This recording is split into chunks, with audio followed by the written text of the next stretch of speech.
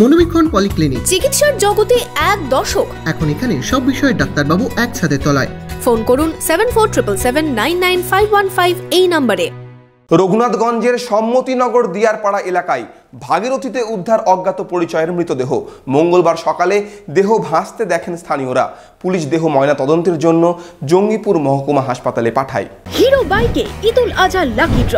এবার হিরোর বাইক কিনলেই নিশ্চিত দুর্দান্ত সব উপহার। 10,000 টাকা পর্যন্ত ক্যাশ ডিসকাউন্ট, আকর্ষণীয় finance scheme. Hero Golden Motors Private Limited, Golden অটোমার্টে, বহরমপুর 55 তলা ও রঘুনাথগঞ্জে। সাত সকালে অজ্ঞাত পরিচয় এক নাবালকের দেহ উদ্ধারে চাঞ্চল্য ছড়ালো রঘুনাথগঞ্জের সম্মতিনগর দিয়ারপাড়া এলাকায়।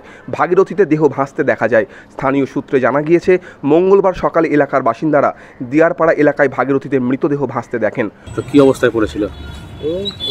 দেখার মতন নাই, একদম সাদা, চোখ মুখ কিছু নাই। কোথায় ছিল এটা? গ্রাম পঞ্চায়েতের ভিতরে চরপাড়া। নদীতে পড়েছিল? হ্যাঁ, নদীতে ভাসছিল। কখন দেখতে পাওয়া গেল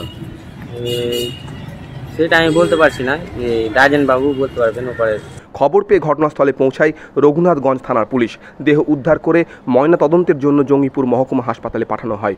মৃতদেহের পরিচয় জানতে খোঁজ খবর শুরু করেছে পুলিশ।